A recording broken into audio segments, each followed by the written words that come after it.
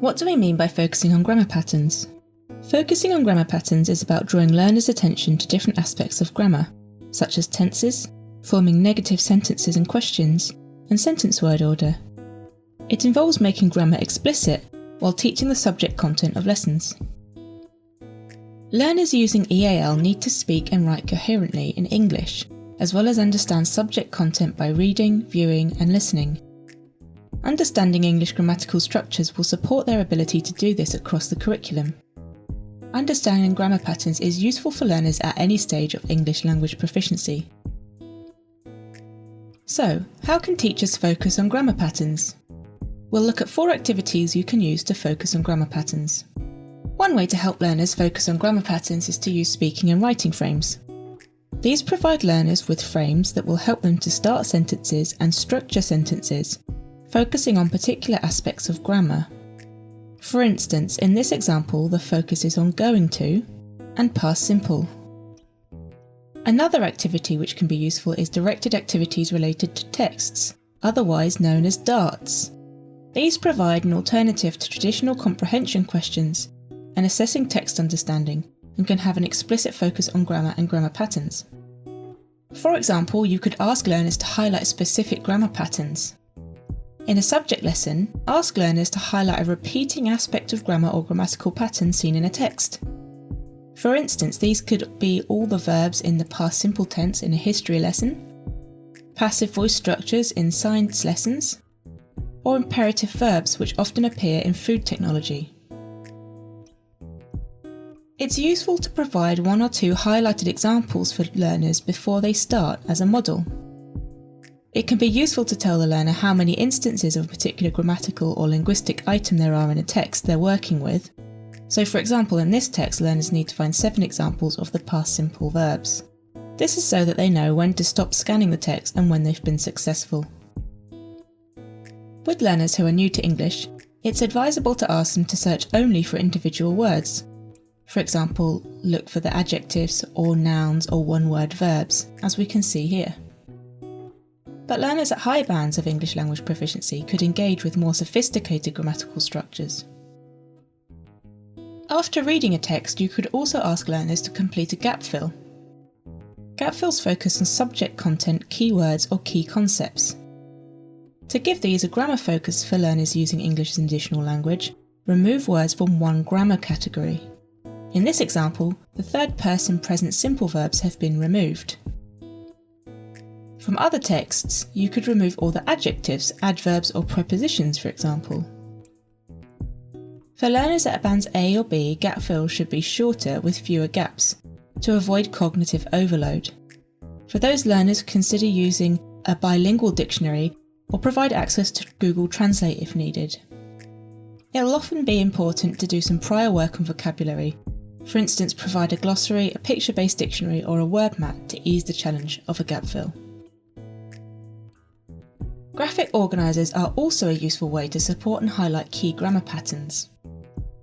They provide a visual way of presenting information.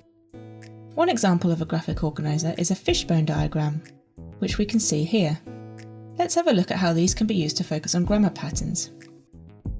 Fishbone diagrams can be used to present a number of causes leading to an event or outcome. For example, the fishbone diagram here presents causes of the outbreak of World War I. In this example, the words subject, verb and object have been used in the diagram to help learners identify different grammatical components of the sentence. This helps to raise their awareness when they use the diagram to create sentences that follow the subject-verb-object structure. With this support, they can create full sentences such as nationalism, subject, led to, verb, the outbreak of World War I, object. We can see there is a choice of verb phrases. For example, we have led to and also contributed to. More synonyms could be provided if needed. The learner could also fill in the cause box based on their history knowledge. When using fishbone diagrams, aim to support only one grammatical tense or structure. For instance, only the passive voice. Otherwise, you risk overloading both the graphic organiser worksheet and the learner. Also, be aware that not every learner will have used or come across a fishbone diagram or other types of graphic organisers before. Therefore, it's useful to provide some initial modelling of how to use them. You might also want to use word order activities to focus on grammar patterns. One of the easiest ways to practice word order is to jumble up words and sentences. For example, we can see here that this jumbled up sentence actually creates the sentence, William Shakespeare was born in 1564 and died in 1616.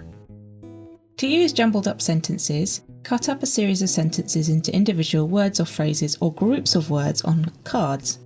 Learners can work individually or in pairs to reassemble them into grammatically correct sentences. If cutting up it takes too long, there are also online tools which can be used to print worksheets with jumbled up activities, such as Scramblinator. So, why focus on grammar patterns?